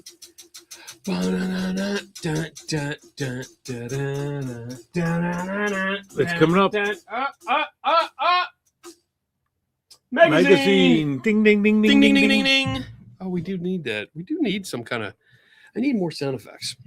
Well, I told you about that one website. I think that'll be great. Let's see. Where's the? I know there's sound effects. Let's see. What? Let's get. There's an applause. Yeah, that was kind of short though. We got to get the Monty Python. And there was much rejoicing. Yay! All right. So yes, Andy 25 Brown, do me a favor and email me there your address, and I will send you the latest edition of Skeptical Inquirer magazine. That's a good one. That's not it. That's it. Is this one right here with the awesome Tiamat? Well, it's not really Tiamat. No, Tiamat is 5. Yeah, the 4-headed dragon with some Easter eggs on the cover. Yeah, I'll send that out to you. Yay, Kenny autographed the magazine. Am I in here? I think I am. You're always you're in every one. Am I? I'm not in every one. I'm in every one. That's because you're an overachiever. I'm on the mastheads, just like you are, dude. Oh, that's right. I forgot about that one. I'm in the next one. My column is like every other month. Oh, so that we make room. Who do you alternate with? Melanie. Autograph the magazine. I will autograph it for you. Not that it means anything, but there's a yes, good question for you. I will do that and send it out to you, and you will love it, and you will be like, I need to subscribe to Skeptical Inquirer magazine because that's freaking awesome. So there. All right, let me turn that off. What does the back of your shirt say? Oh, choose your path. It's a Star Wars thing. I got this in Star Wars Land in Disneyland when we went like 3 years ago, I think. I was like, oh, this is nice. I like it. It's like one of those kind of like nice baggy kind of shirt, even for me. It wasn't big. But it's nice. It's a comfy shirt. I love it. Mm-hmm. Choose your path. Good or evil. Damn it, Bob. I am currently reading a book titled Range, Why Generalists Triumph in a Specialized World. Do you think it's better to be a master of one trade or jack of all trades? I'm on team Jack. Andy already sent me an email. That's how it's done. Magazine. I got to write that down so I don't forget. I like being the jack of all trades. I like knowing a lot. I know I won't. Let me collect my thoughts here. I like knowing a good amount of stuff about a lot of things instead of being specialized. I mean, I probably can say like I have a specialization in research and investigation. Like I know how to find things, but I'm not the best because I go to Tim a lot. Tim is like he's the fixer. So when it comes to like that one problem that I have that I cannot fix, it's hey, Tim. And he finds it. But yeah, for me, I like knowing a lot. And with this job, it's part of the job, really, because you're constantly researching and understanding things. Because for me to tell you guys about different concepts, if I'm going to write about it or make a video about it, I have to learn about it. Now, don't mistake that for becoming an expert. I don't Tony Stark it. I try to, but I cannot become a physicist overnight. I try to learn as much as I can, and I spend days and weeks trying to understand concepts, going through experiments so I can duplicate things, so I understand it better, so I can better relate it to you guys. So I like being that, but I'm not going to discount being a specialist, because specialists are the ones that get that greater body of knowledge, that greater understanding. And those are the people that I go to in order to understand something better. So I think there's both. I'm not going to pick a side. I like being the jack of all trades kind of thing. So for me personally, that works for me.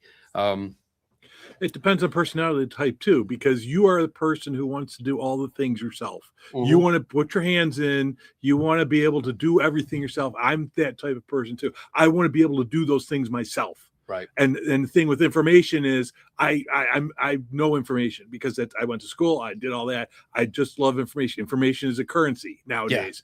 Yeah. So I like being current. But I like to know where things are and where I can find out about them if I need to. And that's where I am. Now, does that mean I'm a jack of all trades because I know where to find the knowledge? I don't think so. I just know knowledge. So, right. That's your specialized. It's a specialization of find the knowledge. Yeah. Right. Yeah. So, and that's it. But it is a widespread thing of knowing where it is. So it's kind of weird, but I think it's you can get, we're going to use the metaphor rich, because like information is currency. You can get rich on both sides.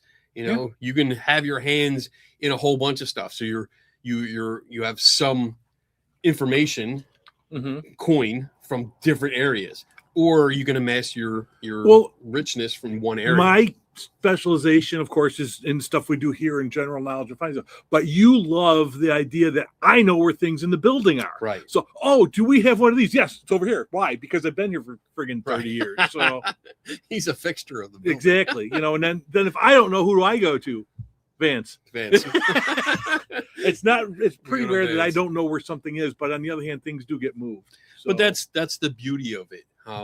like we talked a while ago, and like somebody had asked about having a support team, and I mistakenly said no at first, and then you reminded me that yes, I do, which we do. We're all a support team for each other, right? So, but yeah, having that understanding of like I know a good deal about things, and I can sit down and talk about most topics that within my genre.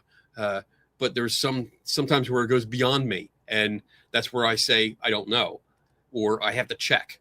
Right, but that's the difference between you and a lot of other people. People's egos want to say they know everything. Yeah, I don't have an ego that I need to know.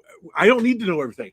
I need to know where I can find everything. Right. That's the difference. Right. And if I'm going to say I don't know, but I have skills to be able to go on the internet, to go look up stuff in a library, know how to use a microfilm reader, which people don't know how to do anymore. I know how to use it. I know how to use it. But it's probably the most fun I've had in a while at a library, because when I went down to research the Smurl haunting, and I went to the local library, the information they had was only on microfilm. Right.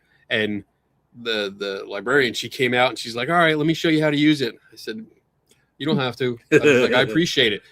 But I know how to use this. And she's like, oh, really? And it was a mix of like, yeah, do you really? And let me see this. And I sat down, I loaded everything and was off. And she's like, oh, well, okay, we don't see that anymore. I know, that reminds me of the story. I told you, I always laugh at this story about, I went to Lilydale with Joe Nickel. Joe, I thought I was just driving because, Joe was not a driver at that point. Well, we get to Lilydale, and we had to go to the library to do his investigation. So we go in the library, and Joe goes up to the librarian there and says, talks to him and starts going, oh, that's nice. Okay. And then I brought my own librarian because this research is so important. It's like, well, thanks, Joe. But you know what I'm saying? It's kind of like, I have different ways of finding things than most people do. I look from it from an organizational view, where most people are looking for specific information about something and how do you get to it. That's something in the library lingo you call reference negotiation, which it's old, but the point is you kind of have to figure out what people actually do want, and then and go from there. And that's what he was doing. He wanted me to be there to say in library lingo what he exactly wanted. So that was really cool. Yeah. It's good. I mean, like I said, I think in the end, I think both are good. I am definitely on team Jack Sparrow. Where is the rum? I was just reading good question though. Yeah, I like that. I told you recently about the fact I was reading about all those weird theories about Jack Sparrow. Yeah. Yeah, we don't have to get into that. No, we're not going to do it for this show, but we'll do it for another show. We'll do it for another next nerd night that we have. That was just totally off the wall. In Buffalo, it's pop. Okay. Oh. Okay. It's Buffalo is a pop town. Is it? It was up until I went away to school years ago, and when I did to college, I learned how to say soda instead because everybody else does. So I say soda, but most of the other people in this area kind of goes to Rochester and a little ways south, not much, very far south of here, but it's kind of like this little pocket of pop. Okay. So, I did not know that, because I don't do much like food shopping. Usually, sorry. Oh, I'm sorry. I got distracted. An email notification popped up, and it was the first line was like WTF, and it was the gentleman I spoke to today with the. The lightning thing. Yeah. So I was like, is he sending me hate mail already? I got a call today from a gentleman, and I won't go into it, but he claimed that he had proof of spirits and stuff like that, and that he had gotten struck by lightning in the head. Like lightning struck his head, and ever since then he could see like a lot more and this and that. And he said he had proof, like pictures and videos, and he can talk to them and all. And he just wanted a chance, someone to give him a chance. And I mean, I listened to him. We spoke on the phone and everything. And I was like, okay, send me your best stuff. Send me your top 5 pictures and or videos that undoubtedly are your favorite, and we'll go from there. And he said, okay. And that's it. It was nice, peaceful, polite, everything. And then I literally, like, the notification came up and it was his name and it said WTF. I'm like, I didn't even look at anything yet. Like, why is he hating me? But no, it didn't look like it. It looked like he started saying thanks for talking to me today. So that's good. I like that. Cree asked the same question she asked before in the chat about okay. that. So I'm not going to put it up, but Okay. you did answer. I don't know if she heard. I did, yeah. Excuse me. All right. So ready? what else we got? Anything else? Paranormal engineer. What's up, Mason? How's your biddle brick doing? With what aspect of math, science, physics do you think is most important to have a solid understanding of for investigating paranormal claims? Wow. Okay, so I suck at math, so I'm not going to pick that. Although I do, I mean, Donna's an accountant by trade, so I have someone that does numbers for me. The science, I think, is important. The understanding of science. You don't have to be a scientist in particular, but an understanding of science and the methodology of setting up an experiment, the controls that are needed, the protocols that are needed, and what to look for. When it comes to physics, I'm not a physicist.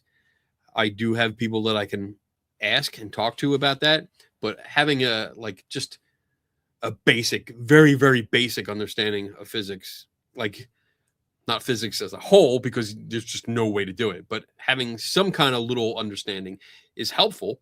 I think when it comes to this, I think overall it's critical thinking, just being able to look at a scene and saying, okay, this happened here. What questions do I ask? If somebody makes a claim, what questions are you asking them to get better, more detailed information that fine tunes what you're looking for? Because then you can start designing an experiment or a recreation on that information. And the closer and more accurate you get, the better your results will be when you get the results to figure out what's going on. I hope that made sense. But it all, like science, math, all the sciences, biology, chemistry, everything comes into play sometimes, because I'm looking up chemicals sometimes. I'm looking up how the body works, physiology and biology, and understanding how we see things or hear things and the process, how it interprets from the brain. I'm not an expert, again, but I look this stuff up. I try to understand it, and then I go to experts to understand it a little bit better. So I think having a general knowledge of critical thinking and not taking things just at face value, ask questions, and don't be afraid to ask questions. I think that's the best advice I can give. One of the things about that, though, is you need a background of general science in order to do critical thinking correctly and follow the scientific method. Yeah. And so you have to have science as I don't say a philosophy, but as a framework. Right. And then after that, then you don't need to have a specific thing about biology or a specific thing about, physics or things like that. They're helpful, but I think once you understand how science works and can really stick to the scientific method, then from there you can pretty much, like you said, hunt down the experts and have them explain it to you. Yeah. But you have to just be ready. And one other factor is experience helps too. A lot of experience in different things. That's one of the reasons I always refer back to Joe, but that's what he did. He did so many wild different things in his life, right, that he had experiences, all these different weird types of things. So doing stuff like this did not really, shake him per se if something really, really weird happened or he had to explain something. So he had the basic science knowledge, and same as you, and then he has the experience for looking at the tropes, the legends, the history, how to do that type of stuff. You have that now too. So yeah, and I want to make a distinction between what the word experience here is, because we're talking about like the experience of going through and doing something, like performing an experiment, having the experience of specific experiments, or going to a location and looking through it, not necessarily like sitting in the dark and hearing a noise down the hall and saying that's an experience. Because, I mean, although it is by definition, that's usually like I had a paranormal experience. I heard a noise, but didn't investigate it. So that's more of a spooky kind of general experience. Whereas what we're talking about, like actually, like I'll use like mechanical, working on an aircraft, installing an engine on a helicopter. That's one of the things I used to do. Going through it, I needed help. I needed somebody to show me how to do it. I gained the experience doing it over and over again until I could do it myself, and I could pretty much do it with my eyes closed. Safety, though, all safe. But that's the experience that we're talking about. Right. Now, I'm almost thinking like not an experience, but experiences. That's kind of a weird way to say it, but they're different. Experience so. as Yeah, Zaz. Zaz. That's my accent from my dwarven language. I don't know. Experiences. Okay, that's better. Okay. I'm gonna make fun of you anyway. I know you are. You need somebody to make fun of. I know. No worries. Hold on. I want to see just real quick. I'm just going to touch on this. Yeah, I'd like to start reaching out to more experts, including them in videos where I can. I can say just if you want. I'm not guaranteed that everyone will respond, depending on how busy they are. But if you take your copy of Skeptical Inquirer magazine and open to the cover here, all these people are listed here, including that handsome motherfucker right there, Kenny Biddle. Yeah, you don't see a picture though. That's right. I got a face for radio. Some those list like their backgrounds and all, and sometimes you can reach out to them and say, hey, like I have a question about this. And I also want to give an example aside from this. I've given some advice lately to several people about, we were talking about papers, scientific papers, and the problem with paywalls and trying to get these papers and try to understand them better. I literally just went through this last night where I saw a new study on infrasound, testing infrasound. And I emailed the author, one of the authors on the paper, and I said, hey, I'm really interested in this. I heard it just came out or it's about to be published. Can I get a copy of it? And also, would you come on this show? And this morning I woke up, it was in my inbox. He sent me the paper. So I have the full paper on infrasound, which is awesome. And then he agreed to come on the show. So I'm going to try to schedule him to come on. And we're going to talk about infrasound and pseudoscience and testing it. He was one of the professors that were involved with the telepathy challenge test that we did a couple of weeks ago that I put the video up. So it's really fun. And I just wanted to put that example out there because so many people are like, will they really send me the paper? And yes. Yes, and I want to point out, I've told people to do that for years because one of the things is it's a paywall issue. Librarians want to share information. Scientists want to share the information. So the point is, chances are they had to sign, agreement with, let's say, Science Magazine or another one to put it on their website, but they can still give away as many copies under the contract as they want. Right. They're not going to put it somewhere else. But if you contact them, they're going to send it to you. They want that information out there. Yeah. Here's the study that he sent me. So I'm really excited to start getting into it, start reading it, because it looks really good. It looks interesting. It's a small study, but they are going to do a follow-up. So I'm excited to see what results that they get. All right, cool. I think there's a little bit of misunderstanding with infrasound and the paranormal.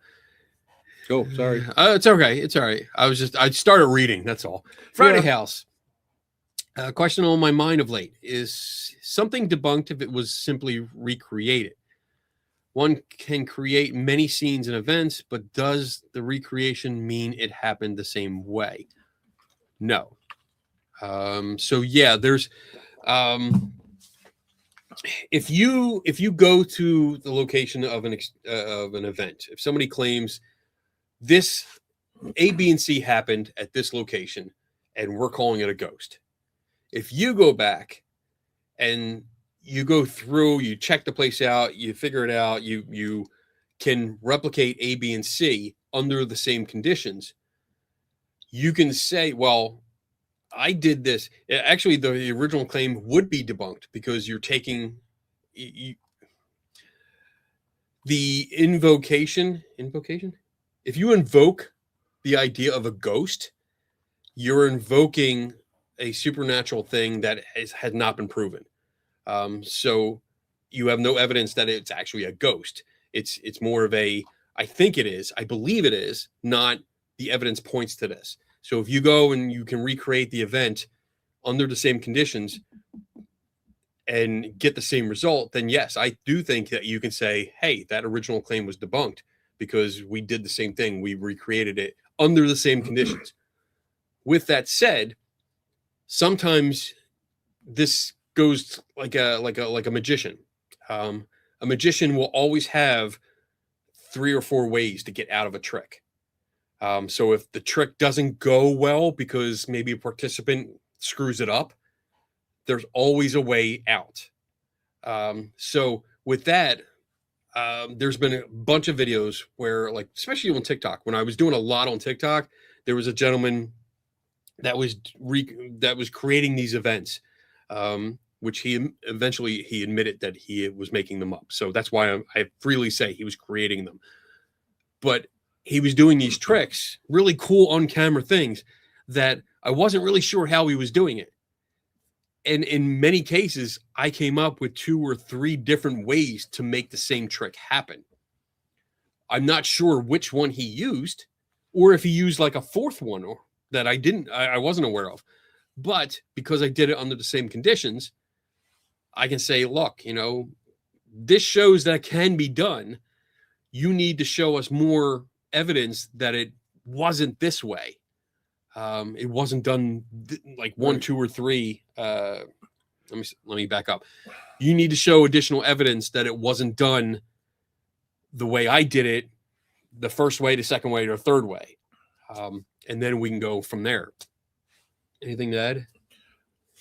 Yeah, I'm thinking it's more or less the idea that you're not that debunking, the way they say, if you do something and it shows a way to do it, you're not doing anything other than saying it's not paranormal because you can do it these ways.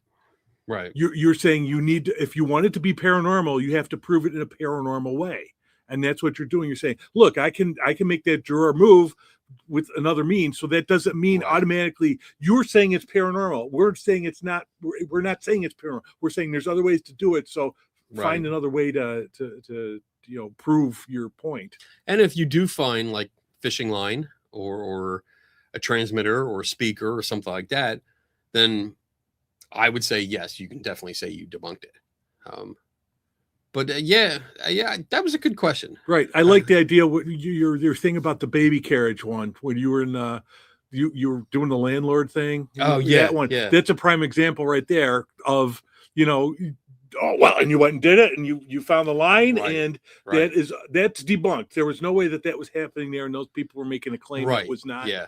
That's automatic because it was right there. But there's sometimes you can do that because there's too many weird things out there. Yeah. But, so I mean, I guess I'm on the fence with that. Like I would say like you need, if we can recreate it under the same conditions, then you as the person saying that this is paranormal needs to up your game. You need to provide additional evidence to support your claim because now we showed we can do this.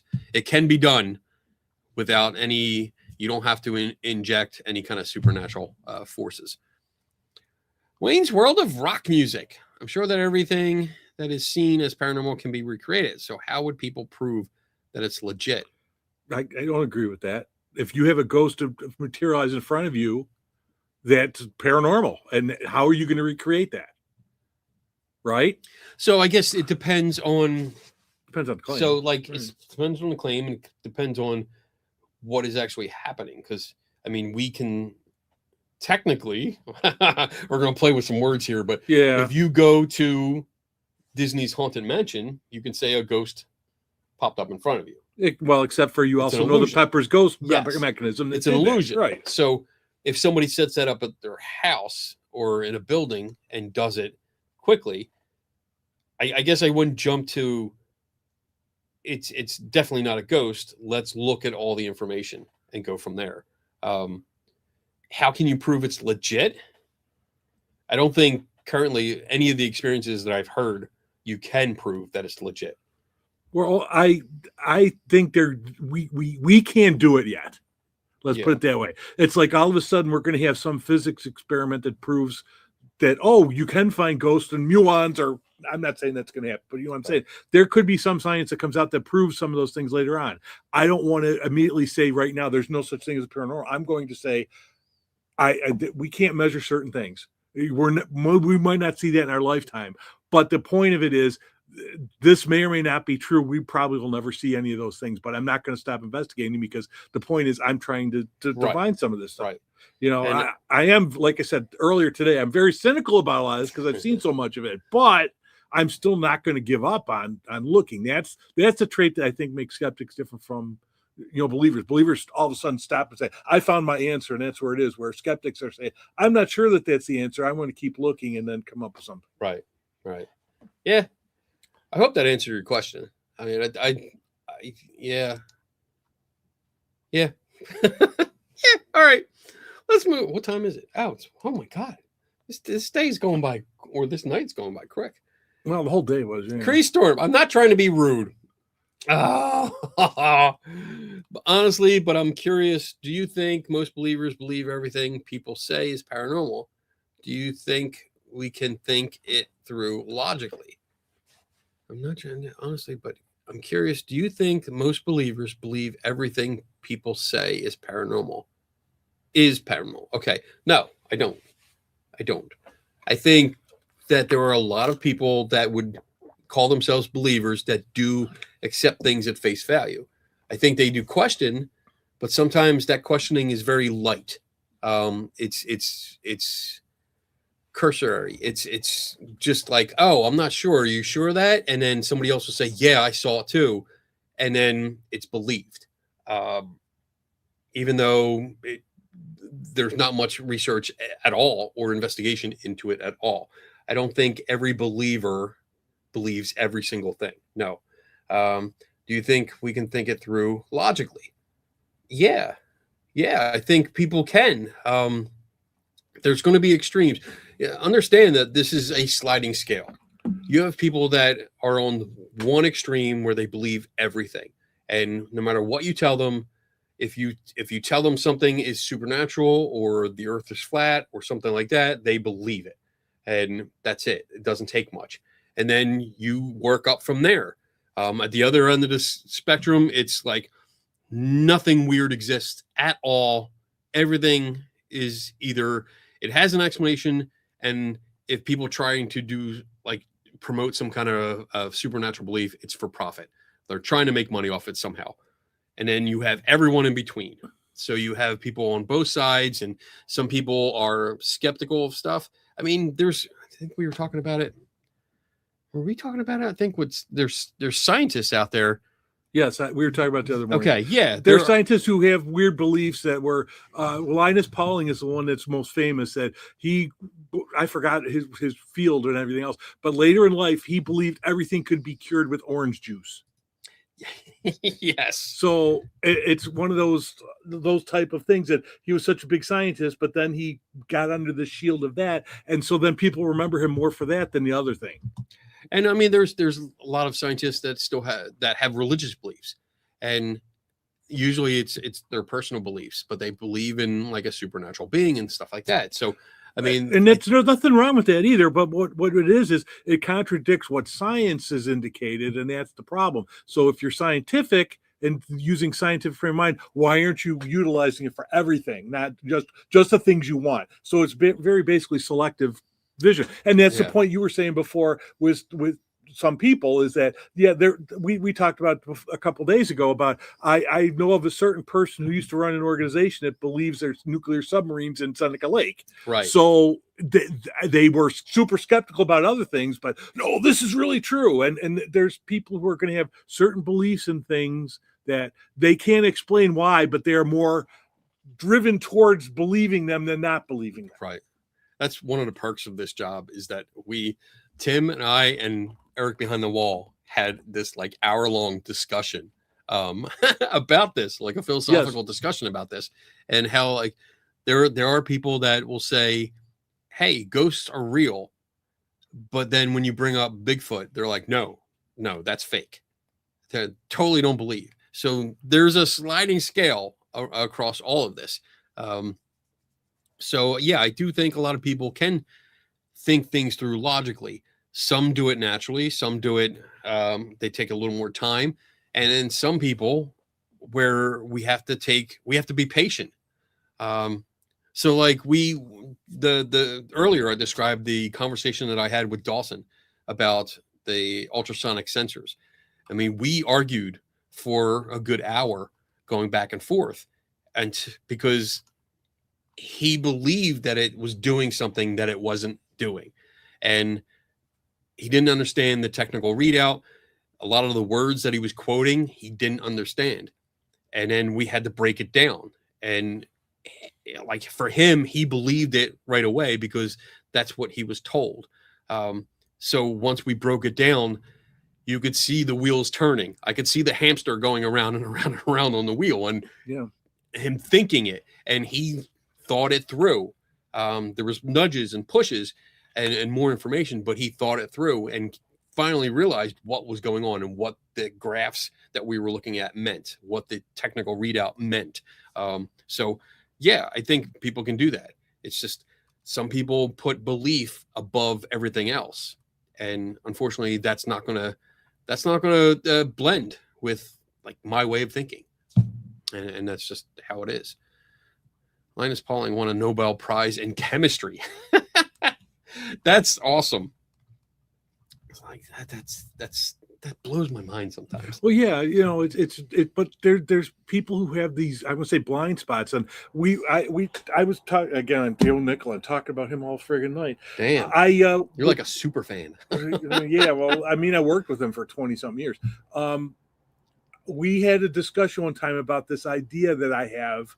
And it has to do with blind spots, and like everybody has them. And so we talked about even putting it together, and I was actually going to start writing a paper about it because you had some good ideas about it back then. But we even discussed it back in the early 2000s, and I haven't done anything about it yet. So anyway, yeah. But yeah, it's like he had them too. Yeah. I mean, that's ultra skeptic, Joe. And no, he wasn't the one who thought about Seneca Lake. I'll tell you that right now. It wasn't him. And honestly, like when we get into science and science communicators, and science is still the best tool that we have to understand the universe around us. It is by nature, it is a self-correcting tool because you can put out science. Scientists can be wrong. They can screw things up and make mistakes, but more science will help correct that. Other scientists will step in and point out the flaws. Other scientists will come in and say, well, you didn't do this right. And then usually figure out what's going on. The more we do, the more we study it. Yeah, we might stumble a few times on the beginning, but eventually we start finding it. The scientific method is correcting your errors, your biases, and moving on to find out what the next step is. And then you get back to the same question, you start the process over again. Yeah. All right. So, let's see. Do we have any more left? We're almost at the end here. I can do some. Oh, there's one. Where does one acquire a Tim? Find your own. This one's mine. I am available for cloning for a price. Well, yeah, it's got to be. Price. Yeah. Having your own Tim is a miracle. No, it's just it really is. And, it's amazing. Like there's been times time limited. It's like there's two main examples that pop into my mind, and like one was the current. It's no secret. I've been working on the Sally House video that hopefully I'll be done next week sometime. Maybe I got a lot of meetings next week. Oh yeah, I know. Me too. But there was a directory for Atchison, Kansas that was mentioned in a show, but was unavailable in any of the sources that I use, any of them. And I was struggling because it was not only mentioned, but featured like on screen. And I really, really, really wanted it for comparison because like that's the best. If you can show somebody is hiding something in a document, you need the original document. So I struggled with it for a few days, and then Tim came in and I told him about it, and like it was like an hour later that he found it. And it was beautiful. Is that the one? No, you emailed me at night. Is that the one? No. This That was was a different one. Oh, okay. This was the. Sorry, I forgot. It's all right. The second story is that one. I yeah. emailed him at night. I went home and I was thinking I was talking with Stevie from Truth or Demons, and we were talking about a specific book that when we looked it up, I looked it up, and the cheapest you could get this book was like $450, and it was only one. And then the next book was like $700 that was available. And I was like, fuck that, like, let me see if I can find a PDF. I tried, couldn't. Emailed him at night. And then I think it was that night too. Yeah, it was that night. I was mad because I didn't check my email earlier. And if I had, you probably would have had like half an hour. Yeah. And it was like, boom. Not long after, here's the PDF, the full book. And I was like, holy shit. It wasn't made of gold. I wish, it was just, it's one of them books that's, I don't think it had a big run. Which one? The second one or the first one? The second one that I'm still thinking the Nyack one, which is that was short run. No, that's very short run. That's a very short run. No, the other one that was the other one was a regular book. The obscure book for like that obscure haunting. Yeah. That was the one that it just happened to be in a place I just able to find. That's all. Yeah. It was amazing. So I have different places where I know to look for certain objects, and it's just a mind thing. So awesome. It was awesome. But anyway, all right. I think I'm gonna do some announcements. Because it's at the end of 2 hours. Let me go up. I don't have too many announcements. I have a bunch of meetings next week. I also I will not be available May 4th, this Monday, because I took the day off. I know, like, this is like, I don't usually take days off here, but I took the day off because I still am coming into work so I can use the lecture hall theater and watch Star Wars all day. I love it. Yeah. Here, put in for a day off. Yeah, what are you going to do? Come to work and watch Star Wars. So with that, I won't be available on Monday. I have a couple other things that week, but sometime towards the end of this month, I'm going to start advertising now. I believe there's going to be a few people here in studio with us. We're going to have a big show. I think we're going to have Joan from Ladies Fright. We're going to have Stevie from Truth or Demons. And I think we're going to have Jenny Twigs. She does a YouTube channel too. I believe, hopefully, if they get here on time. I'm still not sure about the timing, but we're going to have them. We're going to be set up in the reading room out there, not in here because there's not enough room. And we're going to have fun. Tim's going to be here too. Donna should be here. I didn't know that. You're going to be here, damn it. Okay. So we're going to have the ladies are going to take over. So we're going to see what kind of show that's going to be. It should be fun.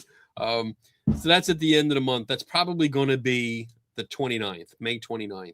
I think that's what it is. Is that Memorial Day weekend? Oh yeah. It'll be Memorial Day. Yeah. Cause is it June 1st is Memorial Day?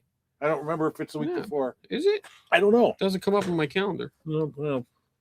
Oh wait, does it? I don't know. I'll look it up. Because that big flea market is on Memorial Day weekend, right? On the Monday. The next thing is June 11th to 14th is SciCon, and that's here in Buffalo. May 25th is May 25th. Oh yeah, there it is. It's that green thing that's on the 25th of May. There you go. On my calendar. That's fine. I come in on those days anyway. Well, yeah, you're always except here. For this one, because I did find out about that flea market. Yeah. The Wilson, New York flea market. Okay. Yeah. So I'll be there for that. But But yeah, SciCon is here June 11th to 14th.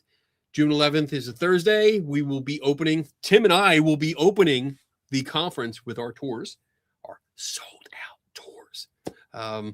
So that'll be the first big event. We're going to see everybody here, and I'm really excited about it. I think it's going to be a lot of fun. And then we're going to have speakers. We got Bill Nye. We got Mary Roach. I'm real excited about meeting Mary Roach because I have a whole bunch of her books back here.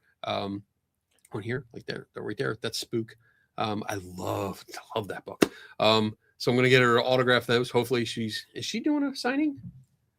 Yeah. Oh. Two signings.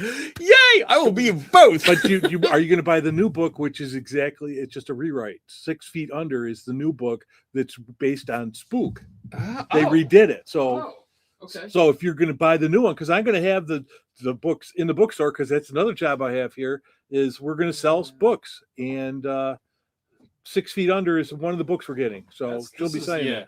I have Stiff, because she's funny. Stiff, Bunk, My Planet, and a hardcover of Spook. I have a soft cover around here somewhere that I wore out because I read it so many times. So I'm excited about getting all these autographed, and then yes, I will buy the new one just to buy it. And then there's another brand new book that just came out. Okay. Of a different, I forgot which one it is, because I have 40-something books for sale in the bookstore. Yay. So I can't remember all the titles. Yeah. But Bill Nye's books will be here, and Michael Mann's, and Peter Hotez, and Melanie's will not be because her book won't be out in time. That's kind of sad. We were hoping to do something for that, but anyway, Nick Tiller's book's coming out. Nick Tiller, Bill Nye's going to be there. There's Megan's book's out. Megan, oh yeah, Spooky Science will be here. Spooky for sale. Science Sisters will be one Science Sisters speaking, and so therefore we got the book. So yes. So let me run down the speaker schedule because I'm gonna promote the shit out of this because we're 6 weeks away, everyone. 6 weeks. We're going to have the Skeptics Guide to the Universe stuff will be available for sale there. We're going to have their books. Let me do this. Let me do this. I'm getting screwed up here. You're going to go to speakers list? I'm going to take the banner off here so everyone can actually see the full screen. There we go. There we go. All right. There's some people. Those are the featured speakers. Featured speakers. Like, who's that handsome man? Look how young he looks. There we go. James Alcock, Megan Acne. She's been on the show. Banachek, Evan Bernstein, me, Tim Binga. Look how young you are. Your hair's darker. Where? Right in front. Look at the top. Yeah, that was taken a while back. You're all like, You're lucky I didn't put my high school picture up there. Robin. How do you say that? Alejandro Borga. Pam. Oh, Pam. We met Pam. Pam spoke here. She did a really good talk here. I was happy. She did a good talk about AI and picking out like little things about AI and real photography and videos and stuff. It was really looking differences. It was good. Plus, I did well on her test. Brian Brushwood, all these people. Oh, there's Susan. Oh, Carpenter. Brian. Yeah, we're doing his book Fake. It's going to be out there. That's cool. Okay. Brian's book. I don't know if I can get it. We're trying to figure that out. He never called me today. So there's Stephen Hupp. That's my boss. His books too. Yeah. Leo Igwe. Oh, I love Leo. He's the activist that lives in Nigeria, right? I think he in Nigeria? So, yeah, Nigeria. And he's like, he protects people accused of witchcraft, which is still a big thing in that part of the world. Who else? Andrea Love, awesome scientist. There's Barry. Yeah, there's Barry. That's my old boss. Scott Kennedy is doing a talk about skepticism and movies, which will be a pretty good talk. And I've been working with him on an idea for a skeptical, a movie about Skeptical Inquirer and Psychop and stuff. Okay, cool. So Mallory Mackey. Yeah, I met her in Virginia. I think I had like dinner with a couple subscribers / donors for CSI when I was down there for giving a lecture. and I got to meet her. Really nice. Her and her husband are coming. So I'm looking forward to meeting them. They're explorers. They actually go around and just do more like exploring. Oh, that's awesome. Yeah, really cool. There's John without an H right there. Look at him with that. We're going to do a GoFundMe and get him an H. Rena. Oh, there's Ben.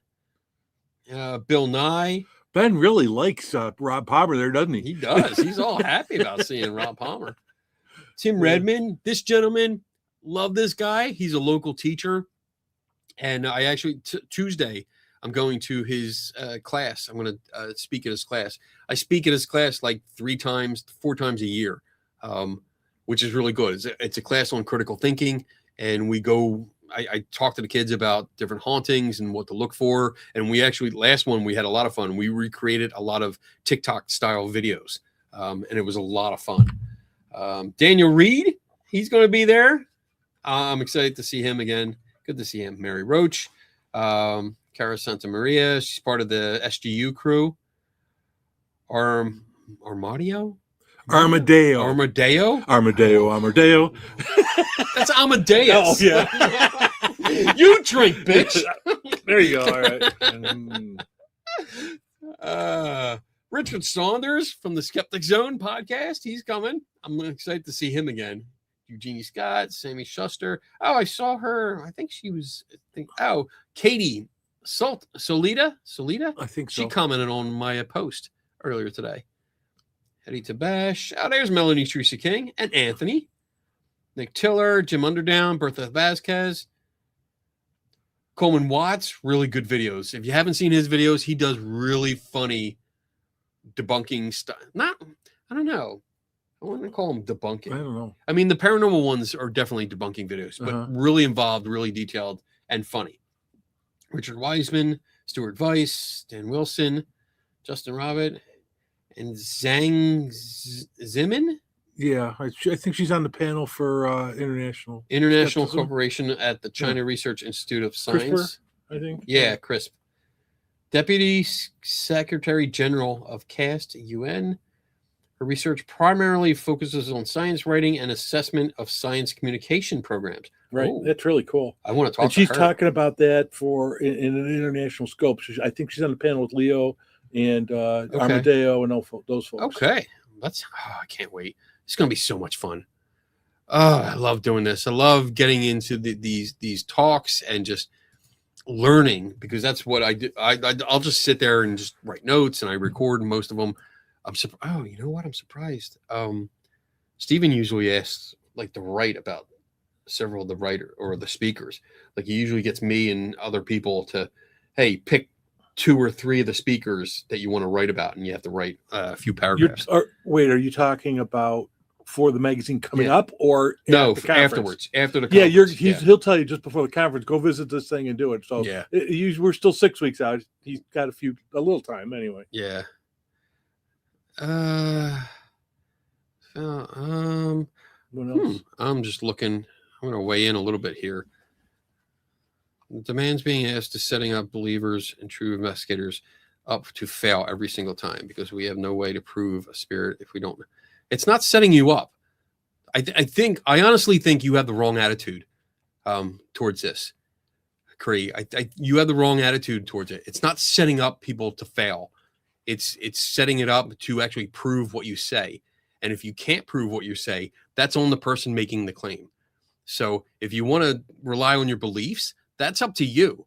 But if you're going to put them out there, it's open to public scrutiny, and also means scientific scrutiny. So I don't think it's fair that you're accusing people and probably talking about science that they're being set up to fail. That's not what's going on here. And that's honestly the wrong attitude. And if you're not going to learn about science to understand it, then that's on you and nobody else. All right. With that, way to end the show. We're going to end the show. I don't know. There's a long conversation, so I don't know what was going on in that, but I think you need to understand science better. And if you don't want to, that's up to you. But don't shit on science just because you don't understand it. Anyway, all right. With that said, I think we got all the announcements out. We will be back next week. Donna will be back, and we'll see. I'm going to try and schedule this gentleman. His name is Professor Rodney Schmaltz, and this is the paper that he did on infrasound. It's a small sample size, so we'll talk about it. We'll talk about it. We're going to have him on. We're going to talk about some of the experiments that he did and where to go from there, and what infrasound is and what he thinks is causing it and this and that. So no after party. I got stuff to do. And I got a lot to do this weekend. So no after party. He's got to clean up before Donna comes back. Yeah, Donna's coming home sometime, and I don't know when. She's not telling me yet when she's coming home. So I got to clean up the house. Yeah, It's just me and the boy, and like the boy doesn't do anything. And it's flea market weekend. Yeah. Oh my goodness! If you're in the area this weekend, Clarence, the Clarence Antique Mall is open for their first big, world's largest garage sale flea market. It's huge. Hello.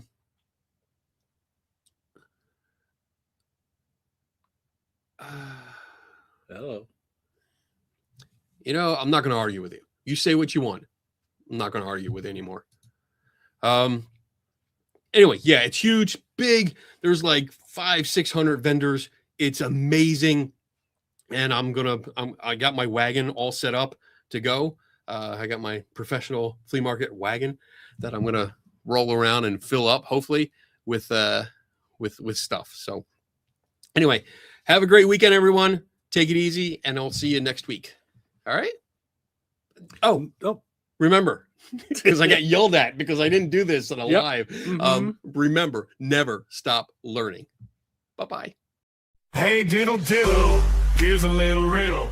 Who's the best at bunker is it Kenny Biddle? Oh, he's good, not just a little. Not at the bottom or even the middle. Strike a chord like a fiddle. Tasting the rainbow like a skittle. That's fragile and brittle. You can watch him take a problem and start to riddle the problem away. He does not play. He takes his job so seriously. He loves a challenge and won't turn you away. He's such a skeptic, he keeps stones believers exposing the fake. It wouldn't take him long to find a needle in hay. Use a magnet, damn it.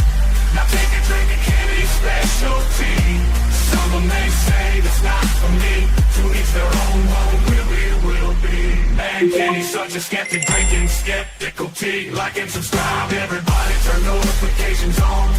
And go watch his show and forget about this song. Mr. Wizard or Bill Nye the Science Guy. Can you remember? You like Kenny better, so head to the skeptical help bar and meet the bartender. Pick up a drink and relax, cause nobody does this better. Not even close, not even a little. He's the one and only Kenny Biddle.